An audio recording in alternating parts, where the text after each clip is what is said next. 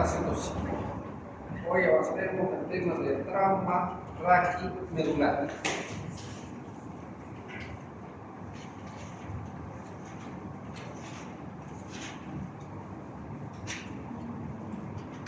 Como dice su nombre, afecta al raqui y a la médula. Aquí vemos en estas imágenes una lesión cervical 4. El paciente va a quedar tetrapléjico o cuadripléjico. De ese nivel hacia abajo pierde las funciones motoras, las funciones sensitivas, anestesia y falta de control esfínterico. 3 funciones importantes que hay que valorar en las lesiones medulares: la función motora, la función sensitiva y el control esfínterico. Si la lesión fuera a nivel de torácico y de cervical 6, el paciente igual va a quedar tetrapléjico, con alteraciones sensitivas, vemos el nivel un poquito más abajo, como marca la imagen, y también falta el control esfínterico. Si la lesión fuera a nivel torácico 6, el paciente en este caso queda parapléjico. Solamente la afectación motora es a nivel de los miembros inferiores, con nivel sensitivo de anestesia por debajo de las tetillas y falta de control esfínterico. Si la lesión fuera a nivel lumbar 1, igual el paciente queda parapléjico, con alteraciones sensitivas y falta de control esfínterico. Esta imagen es muy buena para que lo recuerden los niveles y los compromisos.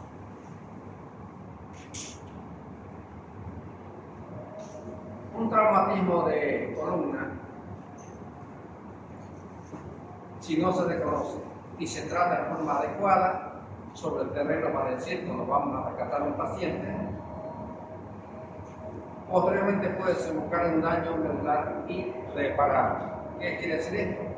Que muchas veces rescatamos al paciente y no tomamos las medidas necesarias de rescate, como es la inmovilización. Lo trasladamos como queremos, lo alzamos al paciente, entonces en forma no correcta, y le vamos a provocar más daño del que ya tenemos. Vean que esto es muy preocupante, que menos del 1% de los pacientes tienen recuperación neurológica al momento de su alta hospitalaria. Aquellos pacientes que han tenido lesión completa generalmente no recuperan nada.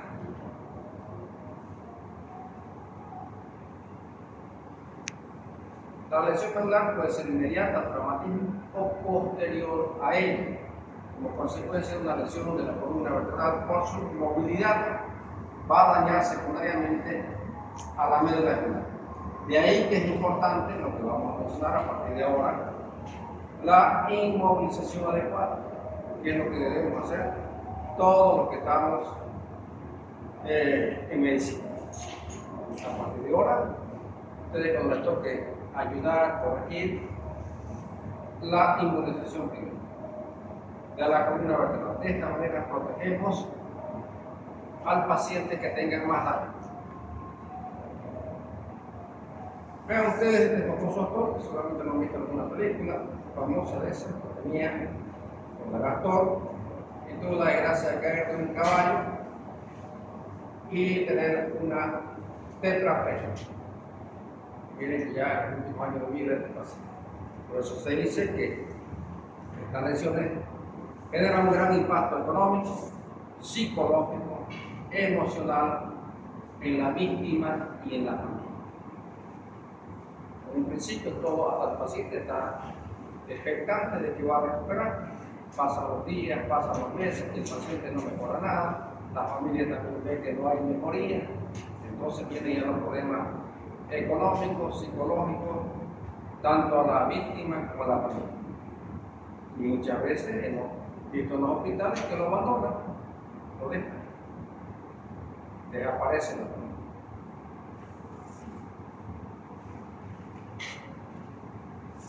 Las lesiones aquí por porcentaje, ven ustedes la columna cervical con 55%, porque es bastante móvil, 15% en la columna torácica o dorsal, que es la parte más estable, 15% en la columna dorso-lumbar, que es la unión a ese nivel, 15% en la columna lumbosacra.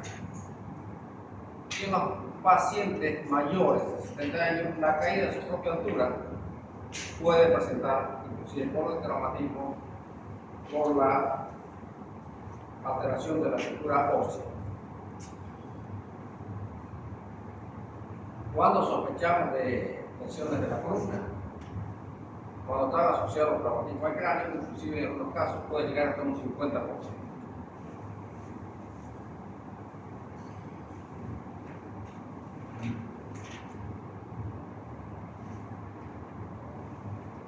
La columna cervical, tenemos ahí las lesiones que predominan en pacientes jóvenes.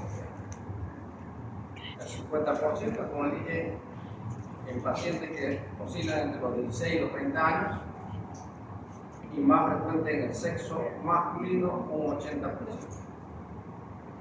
Y 48% relacionado con accidentes de tránsito, que eso es cotidiano en todos los países del mundo. Factores de riesgo, las altas velocidades, asociados al consumo de alcohol y el uso no adecuado o no usar el cinturón de seguridad.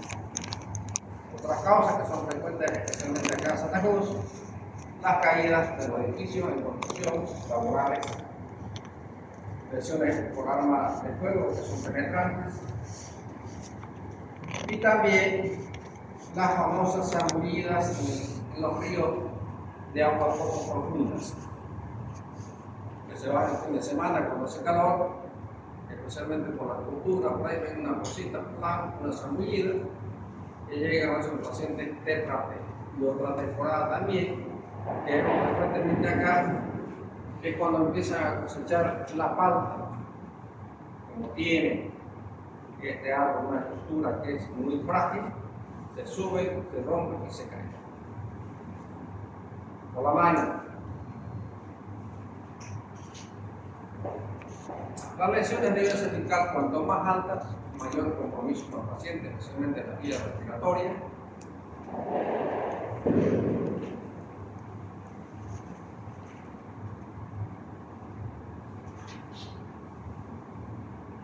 Y cuando sospechamos, cuando hay una lesión de impacto violento sobre la cabeza, sobre el cuello, el tronco o la pelvis.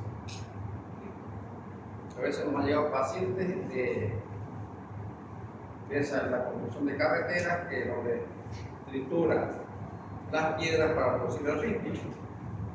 Deben ser de alto impacto. Un evento llega un paciente con un impacto tremendo en la columna dorsal, porque tenía separadas en las dos partes.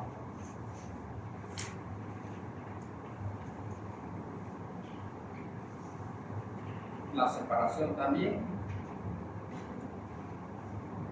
fracturas del hueso largo, lesiones viscerales que a veces se acompañan, en grandes quemados también.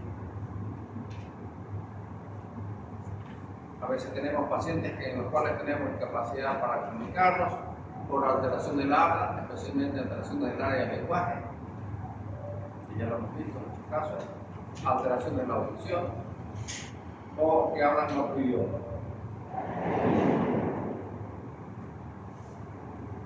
Vamos a hacer hincapié, jóvenes, en lo que es la inmovilización de la columna.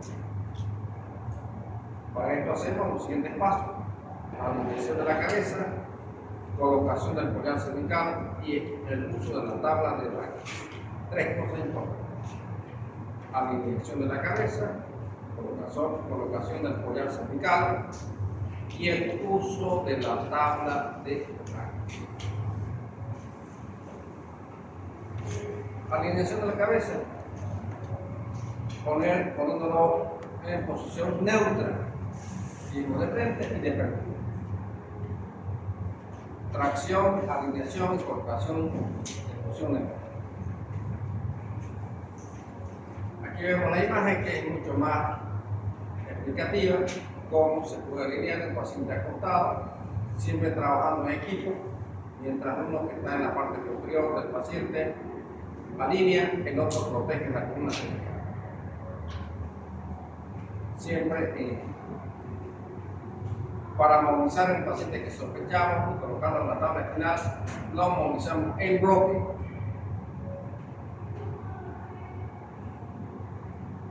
Paciente sentado.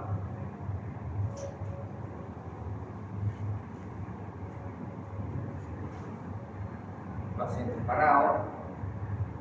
Igual para cambiar la cabeza de forma manual. Paciente acostado. ¿Cuándo interrumpimos esa maniobra? Cuando hay resistencia al movimiento, no hay que insistir. Cuando hay espasmo muscular, o que el paciente nos refiere que está aumentando el dolor, o comienza el incremento del déficit del rostro, dice el doctor, los brazos lo sienten más pesados por las piernas, o compromiso de las vías aéreas de la ventilación. Ahí paramos. No debemos continuar con esa maniobra. Y por supuesto la oración inicial en el prehospitalario. La vía aérea, con la intervención de la columna cervical. B, la respiración. Valoramos la ventilación y la oxigenación de los tejidos. C, la circulación. A veces la presencia de hemorragia externa y la perfusión sanguínea. D, la discapacidad neurológica que tenga el paciente. Y E, la exposición a la miel. El ABCDE. Los collares que se usan, esto es lo que van a ver ustedes más frecuente en casi todos los hospitales y clínicas, son los llamados collares cervicales de Filadelfia.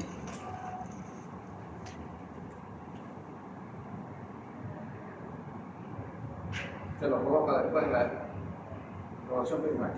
Colocamos el collar cervical. Este collar es proteger la columna cervical por compresión. La inmovilización es parcial.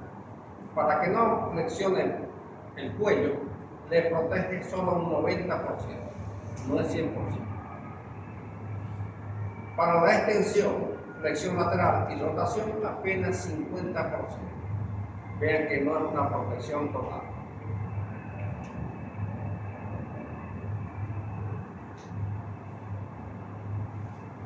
El collar debe ser exacto para cada cuello. Algunos cuellos son más largos, otros más cortos, otros más gruesos. Entonces tiene que ser exacto. Hay que colocar el collarín adecuado para cada paciente. Ahí. Por supuesto que a veces no hay de todos los tamaños y se coloca el que hay disponible, ¿no? Y a veces no es el adecuado. Tiene dos valvas, una valva anterior y una valva posterior. Escopilla con esta cinta. Hay otros collares que son rígidos para casos especiales. La forma de colocar, alineación y luego la colocación de la valva posterior y luego la valva anterior.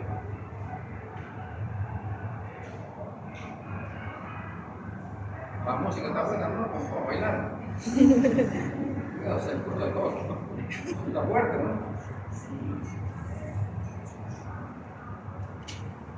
Pero sí, ya estamos acostumbrados, ¿no? Todas las veces, como el día de la carrera también, ¿no? Una semana. Bien ahí en forma manual, cómo se alinea y se coloca el collarín. Siempre trabajando en equipo.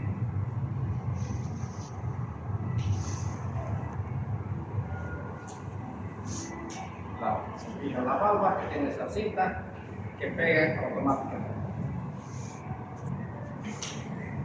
Y el uso de la tabla de raquis. Lo ideal es que tenga 9 pares de cintas, porque no tenemos en ningún hospital acá. Si tuviera los 9 pares de cintas, tendría que ir a la altura de las cápulas, a la altura de la pelvis, a la altura de los tobillos, a la altura del muslo, a la altura de las piernas, 2 para el tórax y 2 para la parte de la cabeza. Total 9 pares. Las que nosotros vamos a ver son estas. 3 pares.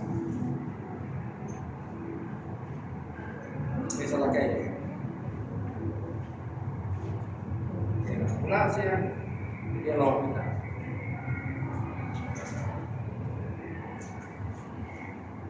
Y cómo colocarlo, ya le dije, movilizando el bloque y cómo se le coloca la tabla en forma oblicua y se lo va movilizando al paciente. El bloque.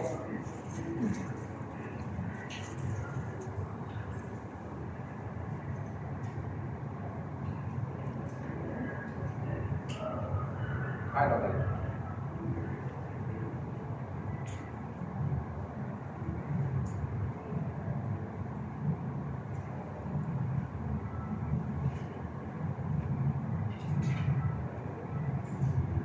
Por supuesto, terminamos con estas 2 cintas que van aparte del collarín para la cabeza.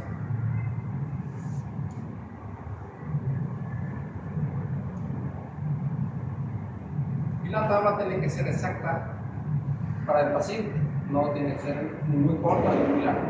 Corta puede ser, larga puede ser, pero no corta.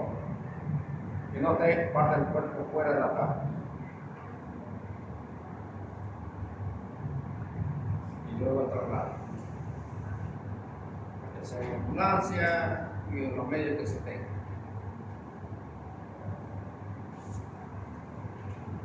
Lo puedo colocar también en pacientes parados, se lo va inclinando paulatinamente hasta ponerlo en posición horizontal.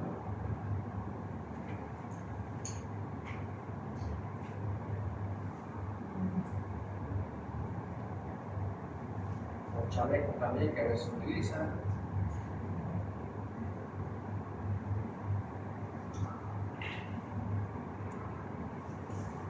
El objetivo es estabilizar manualmente a un paciente con lesiones graves antes, durante el movimiento de su posición de sentado en el vehículo muchas veces.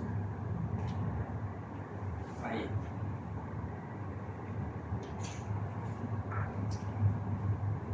Pacientes graves.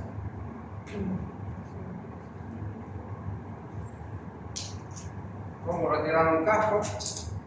También lo hacemos entre 2 personas. Uno retira y el otro protege la columna.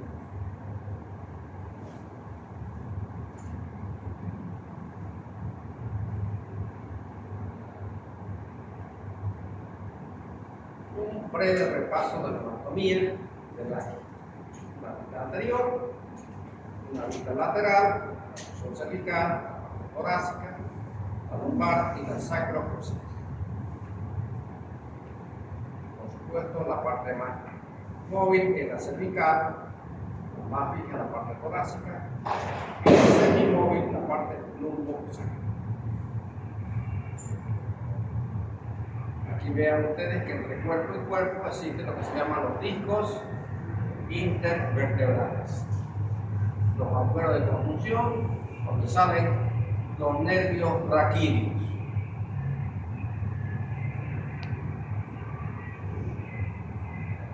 La médula espinal, sabemos que tiene conocimiento cervical, torácico, lumbar y sacrococcígeo y termina en el cono a nivel de las vértebras L1 y L2. De ahí para abajo solamente vemos la famosa cola de caballo.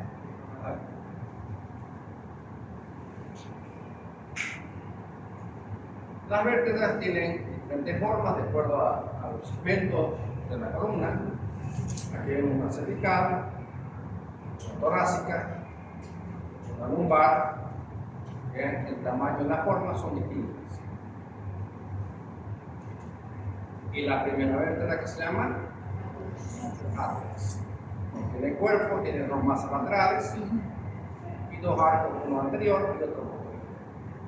La segunda vértebra también tiene sus características especiales, como es la apófisis odontoides. Tiene mucha importancia porque esta apófisis también los traumatismos se puede fracturar, ya sea en el cuello, la parte media o la parte apical, y desplazarse hacia atrás en el canal y en la parte más superior que está en relación con el bulbo raquídeo.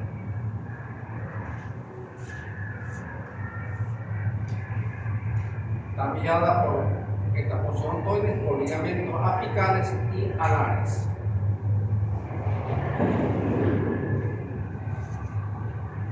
También todas las vértebras tienen ligamentos comunes, ven ustedes el ligamento vertebral común anterior y el común posterior.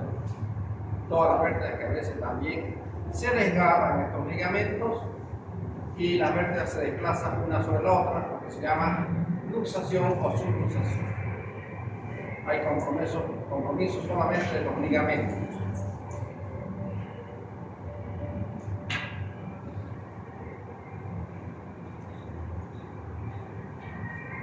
Un repaso un poco de las vías. Tenemos acá un corte transversal de la médula.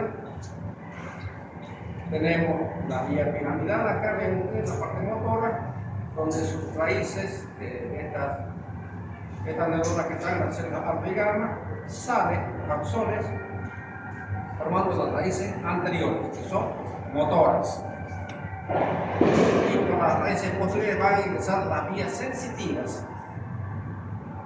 Y muchas de ellas se cruzan, como en este caso, en el tracto espinotalámico, que tiene una relevancia importante en una patología que vamos a ver más adelante, un síndrome de hemisección medular. Vean cómo se cruzan.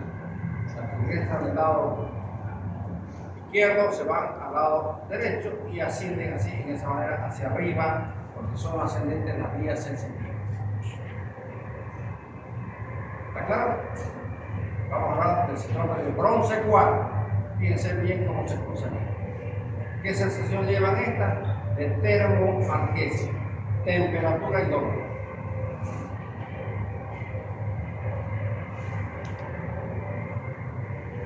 Y los cordones posteriores que tienen expulsión, toda la sensibilidad profunda consciente, como son de posición, vibración del mismo lado.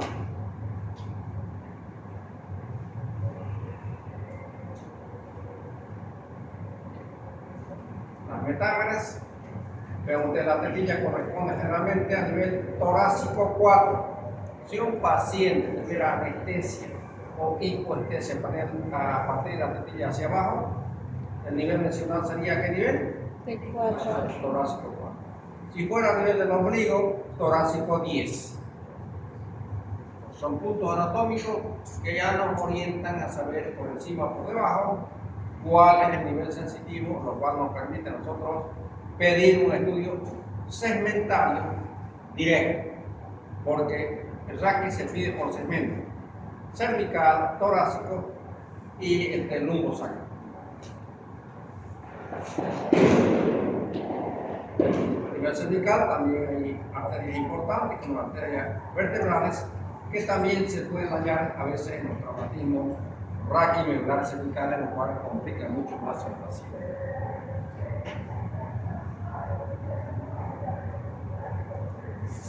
Los mecanismos traumáticos del raquis pueden ser por una hiperflexión, una inclinación lateral excesiva o brusca, una hiperextensión, separación o alargamiento excesivo y compresión vertical en las famosas zambullidas, donde tallan los cuerpos y la vértebra.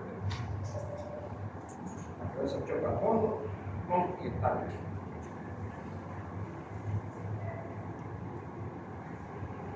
Mecanismos lesionales tenemos la fisiopatología, el traumatismo, lo que sigue a veces la laceración, construcción, penetración por cuerpos extraños, estiramiento y la isquemia por falta de circulación.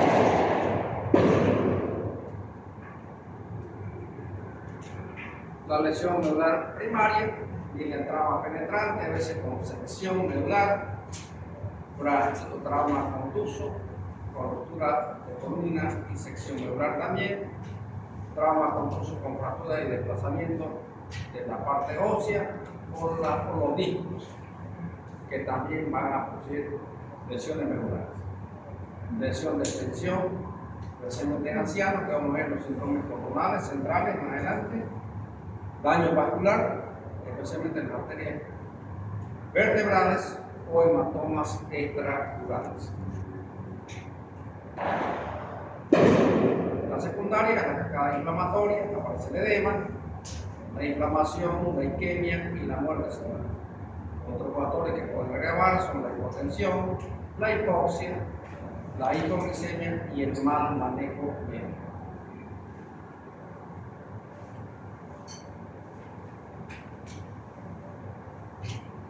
Una vez que llegan las emergencias, se vuelve a hacer la evaluación secundaria. En el trabajo ya nos llegan los paramédicos, nos informan de todo lo que aconteció con el paciente, después del accidente, los mecanismos, si ha sido automovilístico, si ha sido un accidente laboral, lo que fuera. Inclusive hemos tenido en el hospital, ahí todavía tenemos los casos por agresiones físicas, pelea, por trauma, raquimedular. Y cuando hay necesidad de intubar a los pacientes, porque están haciendo estrés respiratorio, también se trabaja en equipo de ustedes. El que va a intubar está atrás y los otros que protegen la columna cervical.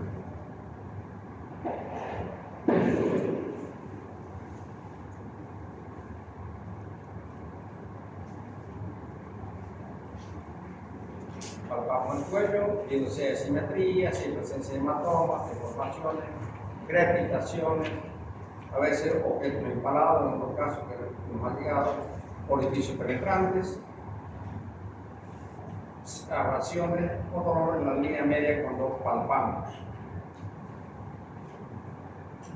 Ventilación y respiración, es importante a nivel lesional, por ejemplo C3 a C5. Ahí está el nervio frénico que inerva el diafragma, un núcleo muy importante en la respiración. A veces los pacientes ya nos llegan con estrés respiratorio, que hay que intubar o tener una terapia intensiva para acoplar los respiratorios. Los núcleos intercostales o escalenos que intervienen en la respiración. La circulación y control de la hemorragia externa. Aquí se evalúa la presencia de shock. A veces hay hipotensión inexplicada. Shock, aquí aparece lo que se denomina shock neurogénico, que es por descarga. ¿Qué es el shock neurogénico? Es un fenómeno neurocardiovascular. Hay compromiso de la vía simpática descendente en la médula con caída de la resistencia vascular sistémica, hipotensión con vasodilatación, arritmia y shock. Esto se produce con niveles a veces de cervicales o torácicos altos. Quiere más problema. Tratamientos para esto: agregar volúmenes, pero sin sobrecarga, porque si no llevamos al edema agudo de pulmón. El uso de vasopresones es lo mejor, con dopamina o noradrenalina. Natropina para la discardia sintomática.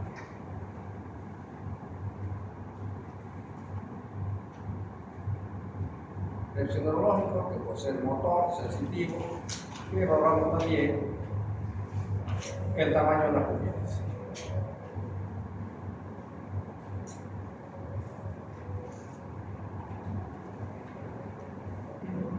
Palpamos y descartamos con los estudios que no hay ningún tipo de lesión.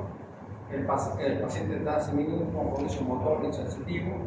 Todos los estudios son normales, retiramos la tabla espinal.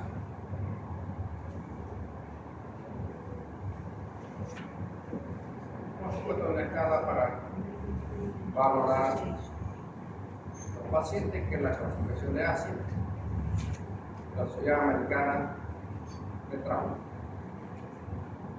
La A significa una lesión completa, la B incompleta, con preservación de la función sensitiva, pero no la motora.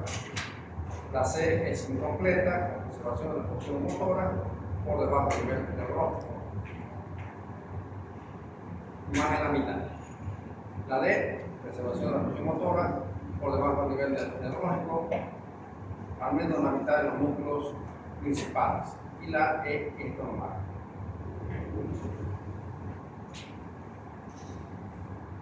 Vienen los exámenes neurológicos, paciente lúcido, interactivo, que es fácil hacer un examen neurológico. Buscamos el nivel sensitivo. Ya habíamos mencionado el nivel T4 y T10, ¿verdad?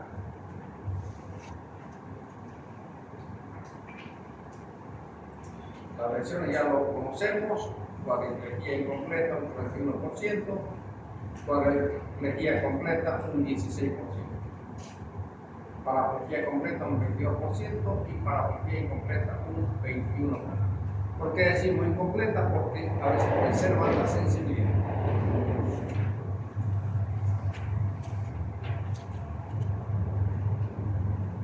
Causa de muerte en estos pacientes, lo más frecuente, complicaciones respiratorias, neumonías, sepsis, tromboembolismo del pulmón.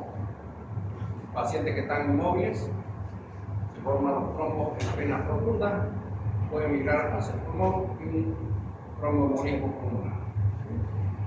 Enfermedad cardíaca isquémica, suicidio y lesiones no intencionales.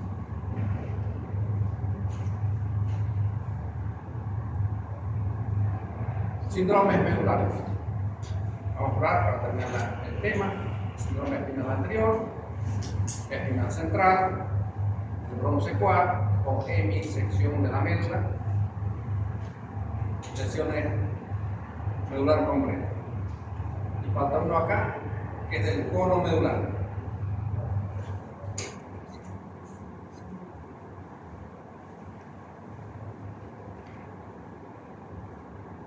Parece que ya más bien. Sé que estaban viejos la. El síndrome espinal anterior. Aquí pierde la función motora, sensitiva, superficial, profundidad dolorosa, bilateral, por debajo del nivel del cerebro. Vemos una imagen.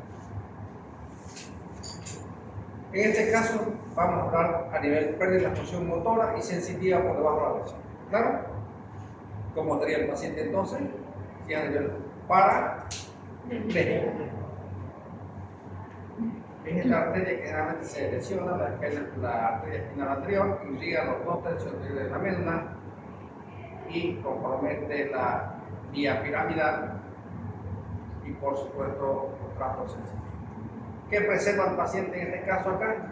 Los cordones posteriores. No se dañan. Entonces, este paciente que está parapléjico, yo le agarro un dedo del pie y le muevo. Le pregunto, ¿hace qué lado lo estoy moviendo su dedo?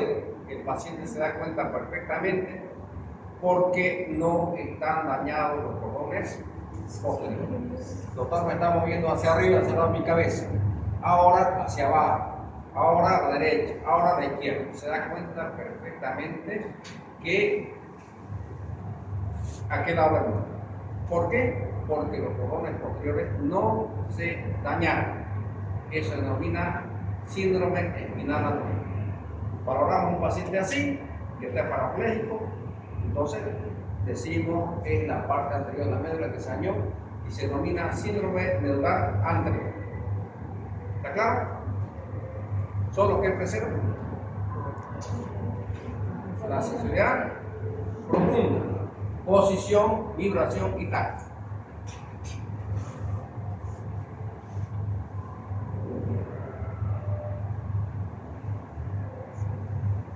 Está clarísimo, ¿no? Sí. Perfecto.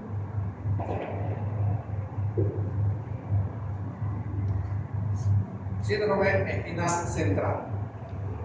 Aquí se produce por una hiperextensión del cuello, fíjense, especialmente en pacientes añosos, donde ya hay una artrosis en la columna, y se forma un coágulo, vean ustedes, en el centro de la médula.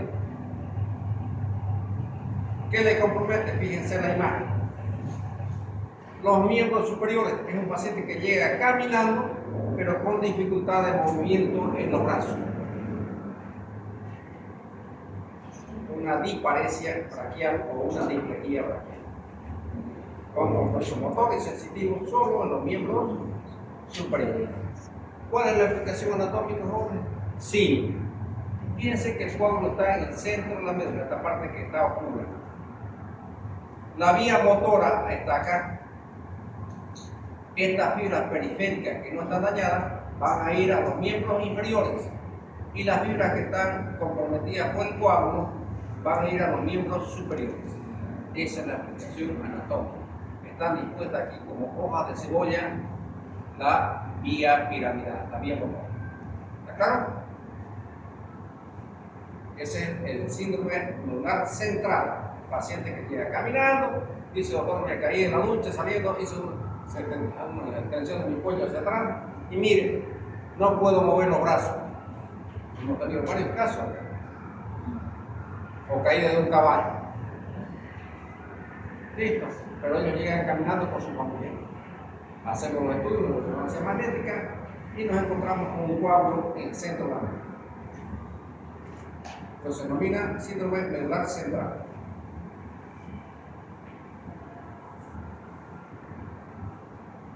El bronce cuarto, o también llamado de hemisección medular, es lo mismo. Hay parálisis motora y sensitiva, superficial profunda, del mismo lado de la lesión, la mitad de la médula. Y de termoalgesia del lado opuesto. Veamos la imagen. Se lesionó la mitad de esta médula. El paciente tiene parálisis de todo esto, con pérdida sensibilidad profunda, sensibilidad superficial del mismo lado. Y del lado opuesto tiene alteración. No mueve la piernita, pero no discrimina dolor ni temperatura. Termoalgesia. ¿Se acuerdan que les expliqué que había, cuando dice el corte de la médula, el haz espinotalámico que se cruzaba en la médula? Y por eso el paciente va a tener clínica de alteración de termoalgesia en el lado opuesto, en el lado sano. ¿Estamos?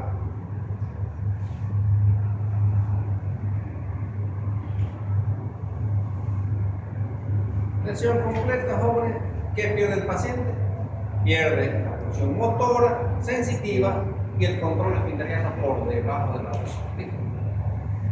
Que va a tener paraplegia si es a nivel torácico o cuadriplegia si es a nivel cervical, con anestesia desde el nivel de reducción hacia abajo y falta de control esfínteriano. Desgraciadamente es una de las patologías más frecuentes, este síndrome, y los pacientes quedan para siempre con una paraplegia o cuadriplegia.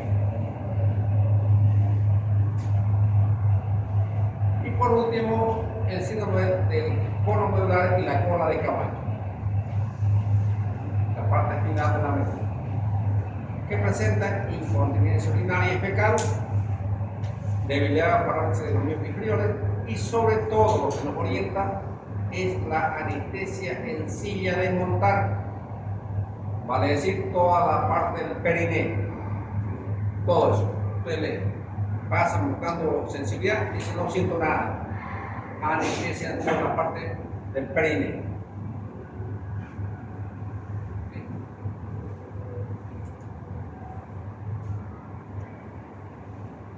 Los estudios jóvenes en una placa simple de columna, la tomografía o la resonancia magnética, que son los estudios hoy por hoy más utilizados. Vamos a pasar las imágenes. En la placa simple, ¿qué valoramos, jóvenes? La alineación de las piezas. En la parte cervical debemos valorar las 7, contar las 7 veces. Como esta imagen. Cervical 1, cervical 2, cervical 3, cervical 4, que estén todas alineadas. Los discos también, los pedículos también, las láminas, las aposepinosas. Eso es lo que valoramos en una placa simple. alineación. Muchas veces vamos a encontrar luxación, una vértebra de cruzada hacia atrás o hacia adelante la otra, separadas. Lesión ligamentaria.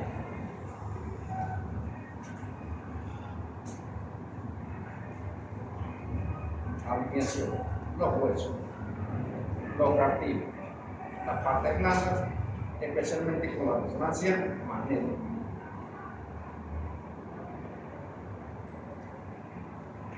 Para la columna cervical, ya mencionamos. Y para pedir, tal vez algún día de ustedes les toque trabajar en un lugar que no haya tomografía, quieren ver la odontoides, piden una placa cervical transoral. Esa es la orden que le va a dar al radiólogo. Transoral. Llega el equipo de rayos X y el radiólogo le dice, abra la boca, y le hace un disparo. La única manera que podemos ver la odontoides. Una radiografía. Pero hoy por hoy, les repito que el estudio que más se utiliza es la tomografía. Poco ya se pide radiografía.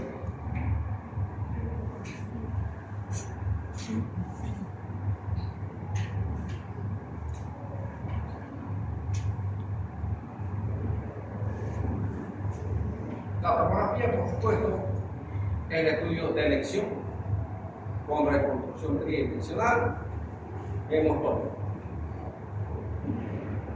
Y rápido. Y la resonancia magnética, especialmente para ver las partes blandas, disco, médula espinal, la presencia de hematomas, edema en la médula. Todo eso lo vemos con la resonancia.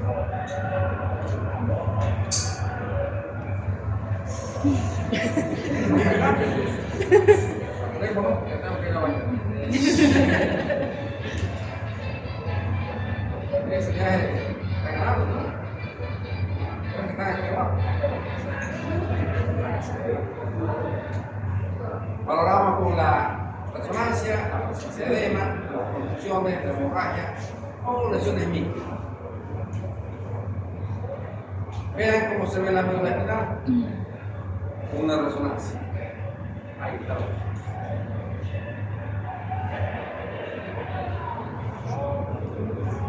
Parece que esto me hace, esta musiquita ahorita me hace parecer ahora loca, ¿no?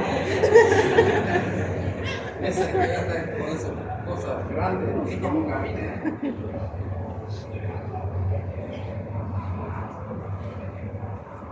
Y por supuesto muchas veces hablé para ver la parte de las arterias, la arteria.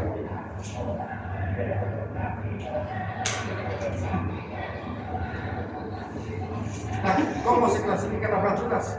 Estables, cuando no hay desplazamiento, eso se llama estable. En esos casos a veces no son quirúrgicos. Inestables, cuando ya requieren de un procedimiento quirúrgico. Entonces las fracturas pueden ser estables e inestables. Sí.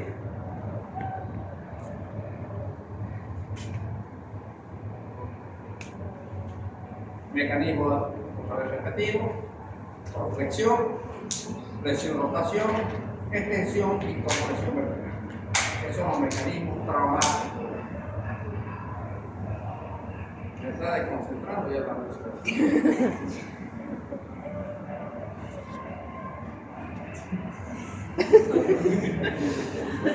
Se ríe porque ya está igual que yo.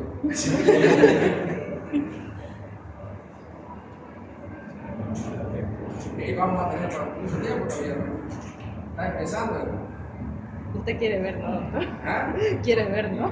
Quería ver que se estaba viendo de la hora.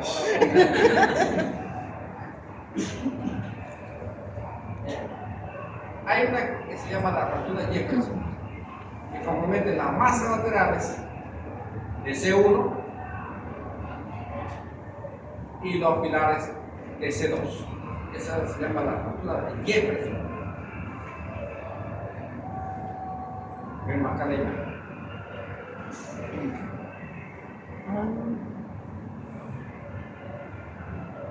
Fractura del arco posterior, aquí está la odontoide, después se ubique, aquí el canal contra la médula. Fractura de la fosa espinosa, fíjense que esta imagen. Fractura aquí de los ontoides en la base.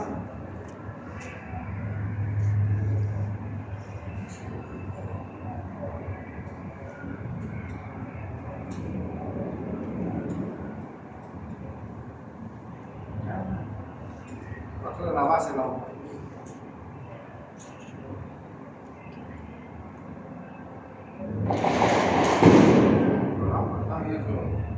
Claro, pues sí.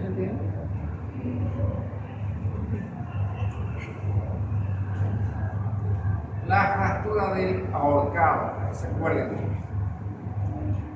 La fractura bilateral de los pedículos de C2, eso se denomina fractura del ahorcado. Aquella persona que toma esa decisión de colgarse. ¿Listo? ¿Qué se menciona? Dos pedículos. Pedículos del C2.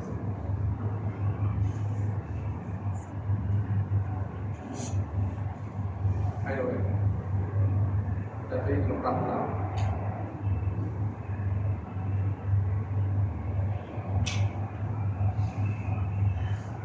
Bueno, y otros que son con estallidos, pero ustedes aquí una fractura en lágrima, que se desprende un ángulo. En este caso el ángulo antero inferior. Fractura con estallido, muchos fragmentos que se desplazan hacia atrás y lesionan totalmente la mente. Esto es lo que quería mostrar, la subluxación. Aquí el compromiso es de los ligamentos que los viene alineados. Vean aquí en este nivel que se ve. Esta vértebra está desplazada hacia atrás. No está fracturada, pero está desplazada. ¿Qué se ha mencionado aquí? Los ligamentos. Y por supuesto, produce daño también, porque aquí está la médula. Daño medular.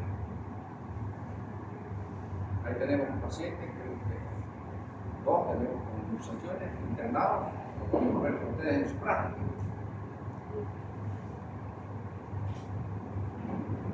Fíjense acá.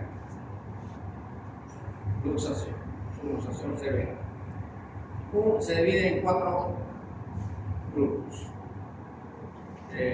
Un 25% grado 1, un 50% grado 2, un grado 3 un 75% y un grado 4 100% de la separación de los cuerpos. 4 grados. Fíjense acá cómo se ve. Un 50%.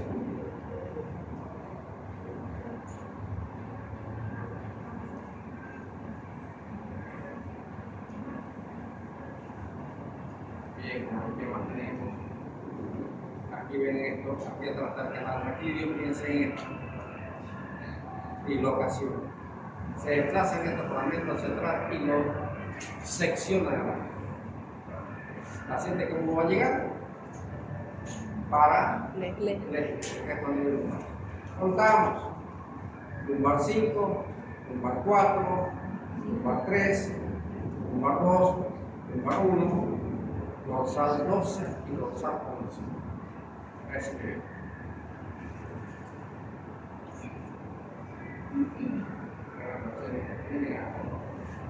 se marca la piel. Bueno, ¿alguna pregunta, señor estudiante? Ninguna. Entonces nos retiramos porque la música está buena.